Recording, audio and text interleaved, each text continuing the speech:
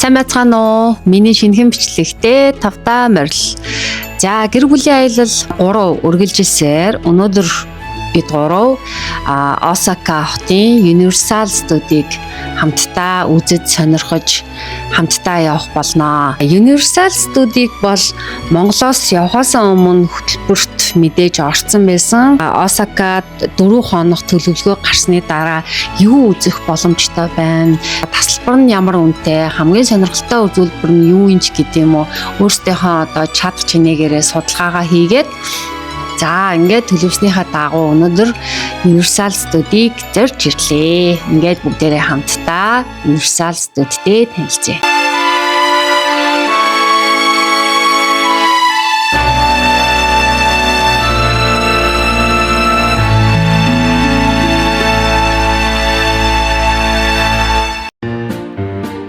За зорин ирсэн газрын маань бол яхаа аргагүй Universal Studio байлаа гэж хэлмээрэн. Тэгээд гаднаас орж ирэхэд л үнэхээр гоё нөгөө жоохон байхад кино үзэхээр Universal Studio гэл яг энэ дэлхийн бөмбөрцөг гараад киноны эхлэл хэсэг дээр яг энэ хэсэг харагддаг байсан. Тэгээд энэ гайхалтай студийг өөрийн биеэр ирж үзэж байгаа да. Тэгээд хамгийн гол нь хайртай охиндоо үзүүлж байгаадаа бол үнэхээр их баяртай байна.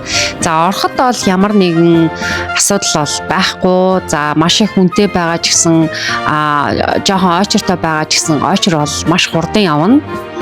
За ингээд ямар ч байсан цүнхээ шалгуулаад тасалбараа үзүүлээд дотогшоо нэвтэрч орноо. За ингээд нэвтэрч орсны дараа бол Universal Studio бол дотроо юм 5 хэсэгт хуваагддаг юм байлээ.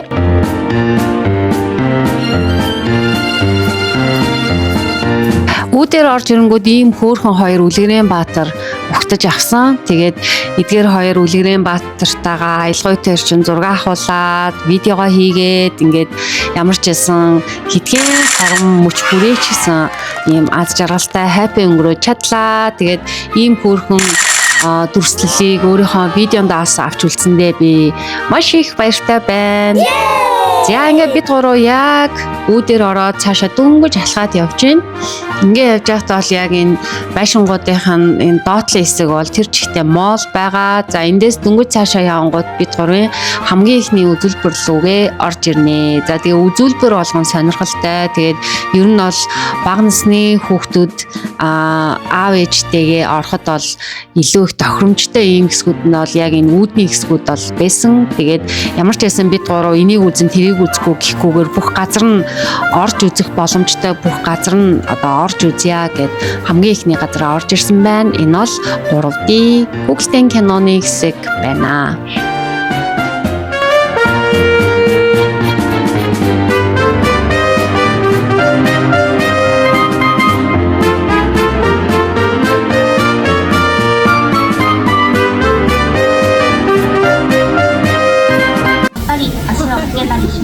十分にご注意ください。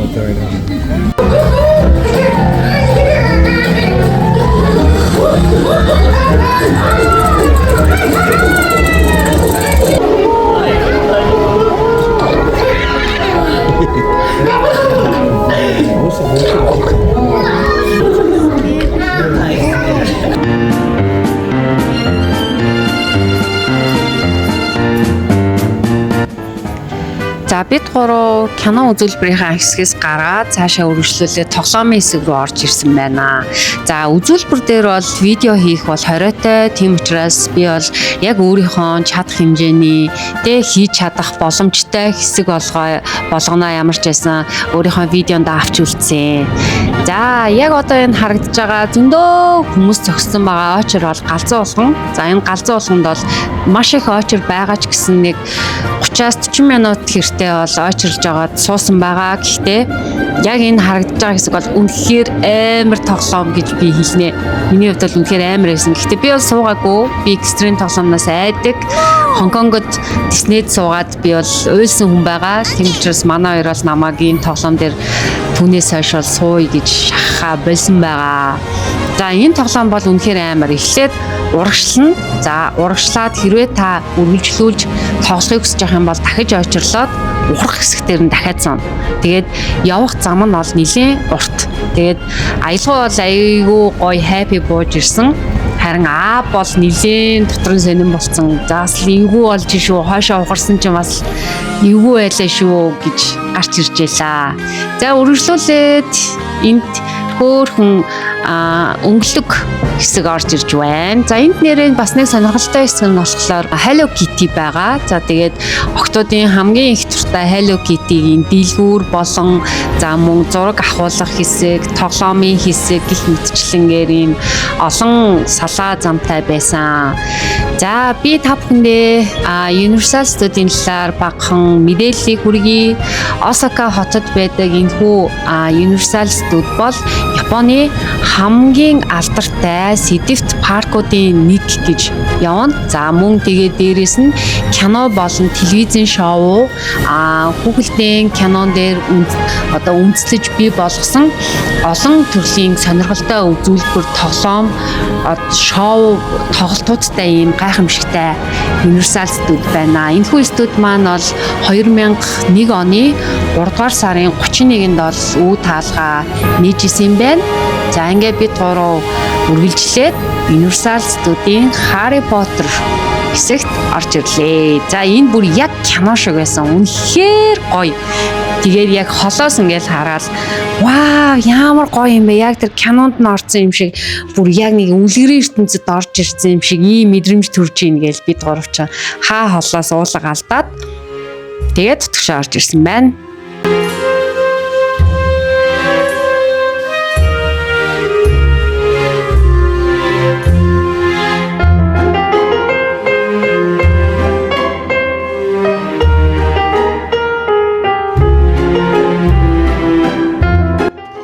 Universal Studio-ийн хамгийн их хөл хөдөлгөөнтэй байдаг, хамгийн их хүн цугладаг газар бол яа харахгүй Harry Potter баха. Би ер нь тэгж бодсон. Яг энэ өдөр бид гурав чинь Осакад 4 хоног байж байгаа учраас яг энэ Universal Studio бол 1 өдрийн тикет, 2 өдрийн тикет гэж байд юм байлээ. Тэгээ бид гурав бол 1 өдрийн тикетээр орж ирсэн. Тэгээд өөр өдөр бол байхгүй. За ингээд 1 өдөр орж ирээд үзээд явхад бол 1 өдөр бол яагаад ч хангалтгүй юм бэлээ. Тэгээд үзэх нөгөө харах юм айгүй ихтэй, тоглох юм ихтэй. Тэгээд үзүр үйлчлэгээ их байдаг болохоор ч тэр юм уу тасалбар нь 2 өдөр байдаг юм байна да гэж би бол бодож ялаа. За Harry Potter-ийн хэсгийн яг энэ харагдаж байгаа хэсэг бол зоогийн газар буюу хоолны хэсэг дээр байж байна. Тэгээд энд бол хүмүүс үүдний хэсгээсээ гаднаас ахуулаад ойчрлоод ингээд явсаар агаад хоолоо захиалаад ширээ суларсны дараа ингээд хоолоо идээд явах ийм боломжтой. Гэхдээ та хоол идсэн ч бай, хоол идээгүй ч бай энэ газар орж ирээд танилцаад видео хийгээд зураг аваад ингээд явах боломжтой ийм нөхцөлийг бас бүрдүүлж өгсөн надад бас аюу гоё санагдаж байлаа. Тэгээд ер нь бол Harry Potter гэдэг киноны нөгөө зураг авалт болон яг орчин нөхцөл нь аюу гоё харагддээ штэ. Тэгээ яг тэр гайхалтай ертөнцийг өөрийн биеэр ирж үзээд хоолтой танилцаад, орчинтой танилцаад Harry Potter кино дотор ингээд орж тоглосондоо бол үнэхээр их баяртай явж байлаа.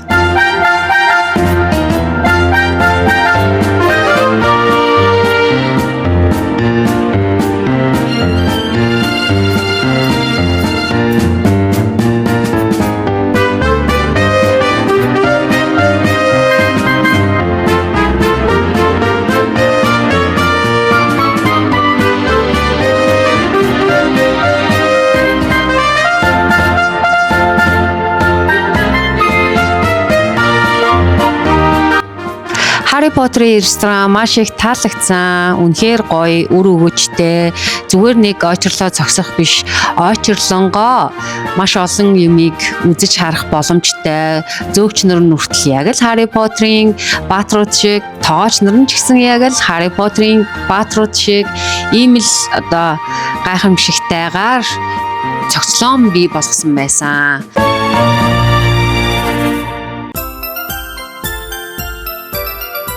үргэлжлүүлээд хэдүүлээ Harry Potter-ийн дэлгүүрийн хэсэг дээр ирсэн байна. За Harry Potter руу орж ирэхлээр битүү дэлгүүр байгаа. Гисэн хэрнээ бүх дэлгүүрүүд нь битүү, бүх дэлгүүрүүд нь очиртай. Амар очиртай. Тэгээд ямар ч байсан дэлгүүрүүдээр нь ороо сонирхол гараа явсан. Тэгээ хамгийн их сонирхолтой зүйл нь юу вэ гэхээр бүх дэлгүүрүүдийн тэр дотор интерьерийг маш гоё зохион байгуулалттай үнэхээр гоё шийдэж хийж өгсөн байсан миний нүдэнд яа харахгүй тусч байлаа. Тийм болохоор би дэлгүүрийн хэсгийг бас өөрийнхөө видеонд авч үлдсэн байгаа. За дараагийн гайхамшигтай харагдаж байгаа хэсэг бол Hogwarts цайз. За энэ цайз дотор бол Harry Potter-ийн нэг үнэхээр гайхамшигтай тэр одоо хідэн дий гэж хэлэх вэ? Яг ийм өөрийнхөө биеэр бодит мэдрэх ийм кино ертөнцид орсон. Тэгээ оронгууд Harry Potter ингээ бидрийг дагуулад бид нар ингээ нэг ийм тэрэн дотор бол бичлэг хийх ямар ч боломж байхгүй. Бүх юмаа шүүгэнд үлдээгээд утас муц бүх юмудаа ингээ хураалгаад дотгошоо орж байгаа. Гэхдээ яг тэнд мэдэрсэн мэдрэмж бол яг ингээ кино дотор нь өөрөө ороод яг тэр ингээ сансар огторгуугаар аялж байгаа юм шиг нэг тийм мэдрэмжийг бол авсан. Тэгээд ямар ч хэлсэн Harry Potter кинонд бол өөрийн биеэр тоглож үзсэн байгаа шүү. Гоё яасан. За нөгөө кино руугаа орохоор бид гурав энд ойчрлох гээд ирж гин. Ийм их ойчртай. Энд амар таарсан. Тэгээд цаг 30-аад минут бараг бусан байх. Дотгошоо бид гурав ороход бол нэлээ бүрэнхий болсон байсан. Гэхдээ Harry Potter-ийн хамгийн одоо сүржин хамгийн гоё хамгийн одоо супер хэсэг нь яг энэ цайз дотор байгаа. Та өөрөө Harry Potter-ийн бүтээл дотор орж хамтдаа энэ киног бүтээлцэх боломжтой энэ хэсэг байсан. Тийм ч учраас хүмүүс бол даарсан ч гэсэндээ ямар ч санаа зовох зүйлгүйгээр ойчрлож байлаа. Тэгээ бид гурав мөн адил хүмүүстэйгээ хамтдаа зэрэгцээд ойчрлоод дотгошоо орсон байгаа. Тэгээд үүнийг үзсэндээ бол маш их баяртай байсан, харамсалтай, бичлэг хийх боломжгүй байлаа. За цайз руу ороод яг нөгөө цаашаа үзүүлбэрийн хэсэг рүү орохын өмнөх тогтчулсан хэсгүүдийг харуулж гин. Яг кино наагааз амар гоё.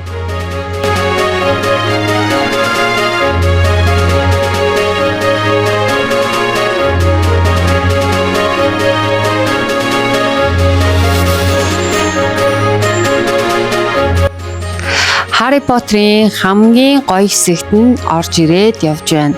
За гаднаасаа харагдаж байсан нөгөө том асар том цайзны чинь дотор талд эдгээр зүйлүүд байдаг байх нэ.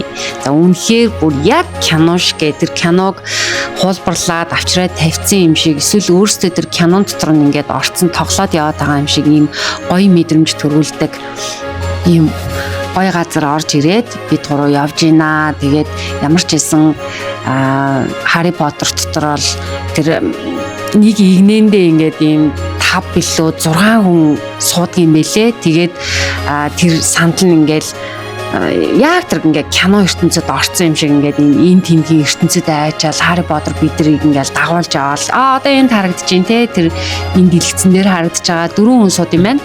За яг энэ газар бол суусан байгаа. Тэгээд мэдээж бичлэг хийх бол боломж байхгүй. Тийм учраас ямар ч хэлсэн ийм зүйл байсан гэдгийг өөртөөс баримтжуулж авч үлдэж чаджээ. Энэ бол бас том амжилт шүү.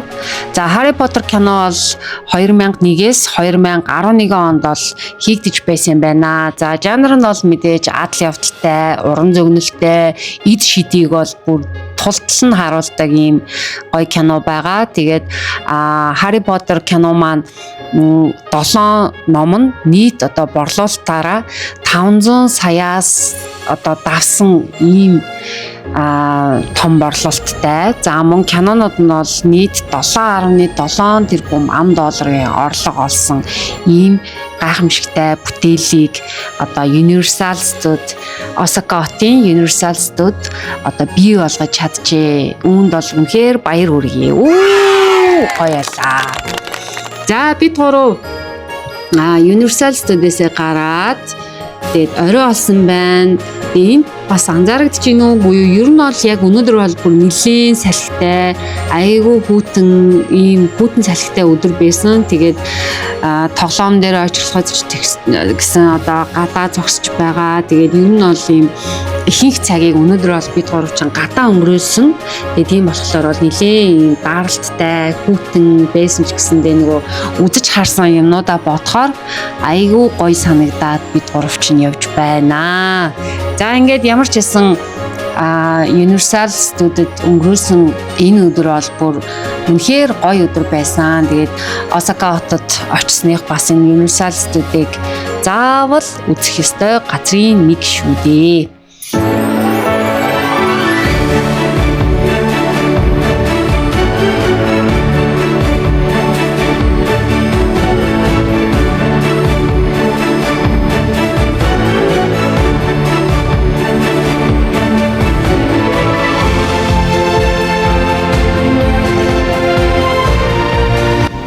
Бид гурав дараагийнхаа тоглоом дээр суух гад хүлээж байна.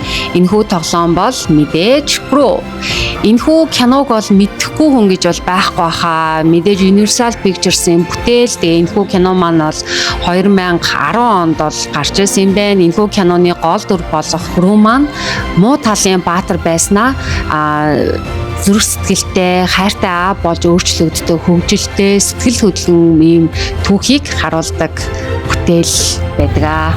いつもやったら俺が新人を一人ずつ面接するんやけど、教師はあんたらみたいな退屈な人間をミニオンに変えることができるんや。開発当初は小さな不具合。 За бид гурав Crow тоглоом дээрээ суучаад гараад ирлээ. Тэгээ энэхүү тоглоом маань айгүй хөөрхөн тоглоом байлаа. Нэг том объект дотор айгүй том машинтай. Тэгээ тэр машин дээрээ суугаад бэлгээгээ хийгээд галзуу ертөнцөөр аялдаг ийм тоглоом байсан. Тэгээд ямар ч байсан тоглоом дээрээ суучаад гараад ирсэн. Тэгээд өнөөдөр бол үнэхээр гоё ийм Universal ертөнцөөр аялж байгаа ийм сайхан өдрийг хуваалцж байгаадаа баяртай байна.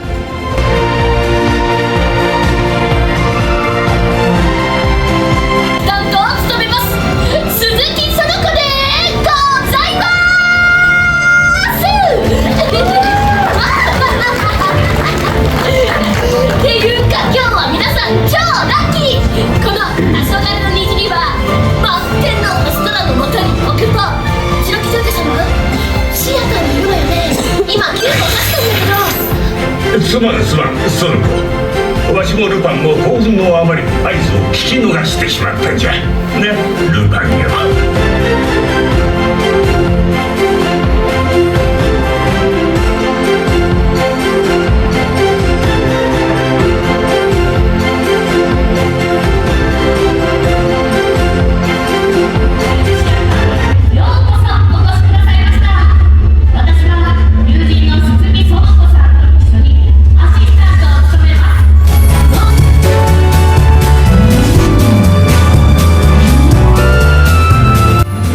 Хэдүүлээ хамтдаа Universal Studios хэрхэн одоо бий болсон талаар баг зэрэг судалгаа хийцгээе. Universal Parks компани бол дэлхийн хэмжээнд сэдэвчилсэн паркууд нэг зорилгоор 1990-ад оноос эхлээд ийм шинэ байршлуудыг хайж эхэлсэн байна. Тэд Азийн зах зээл ялангуяа Японы аялал жуулчлалын өсөлтийг харгалзаад 1998 онд бол Осакад парк байгуулах шийдвэрийг бол анх гаргаж байжээ.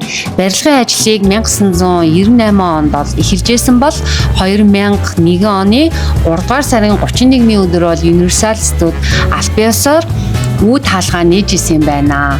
Харин 2004 онд бол 10 сая гаруй зочин хүлээн авсан Азийн хамгийн хурдан өснө нэмэгдсэн парк болж тодорч чаджээ. Харин 2014 онд бол тэд Harry Potter одоо хэсгийг нээж чадсан хамгийн том шинжилэлүүдийн нэг бол яахаарахгүй байж. Харин 2021 онд бол Марио ертөнцийн дээр суурилсан анхны паркийг бий болгож чадсан байна. За ингээд Маш амжилттай явж байгаа Universal Studio маань Японд бол жил бүр 10-аас 15 сая орчим жуулчин хүлээж авдаг байх нь Осакагийн эдийн засагт томоохон хувь нэмэр оруулдаг аялал жуулчлалын төв болж чаджээ. Японы соёл урлагийн дэлхийн pop соёлыг уялдуулсан өвөрмөц загвартай энэхүү гайхамшигтай Universal Studio-ээр үйлчлүүлсэндээ энэ гайхамшигтай өдрийг өнгөрөөсөндөө манай гэр бүлийн хувьд бол үгээр хэлхийн аргагүй аз жаргалтай happy өдөр байлаа.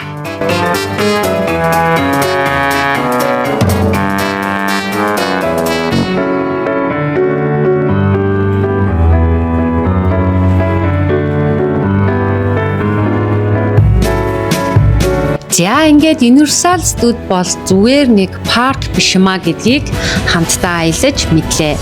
Энэ бол мөрөөдөл, технологи, соёлыг хослуулсан эд шидтэй ертөнц байх нэ. Энд хүмүүс бол өөрийнхөө хамгийн хайртай кино, за мөн тоглоом, өөрсдийнхөө хайртай дөрүүдтэйгээ уулзаж бодит юм шиг ийм мэдрэмжийг авч яг л киноны баатар болсон мэд ийм мэдрэмжийг авч чадах гайхалтай ертөнцөөр хамтдаа аяллаа. Өнөөдрийн Осакагийн Universal Studio-ээр аялсан аялал маань энэ хүрээд өндөрлөж байна. Бид гурав хоолоо идчихэд одоо амрах газар руугаа явнаа. Дараагийн бичлэгээр эргээд олзъя. Түр баяртай.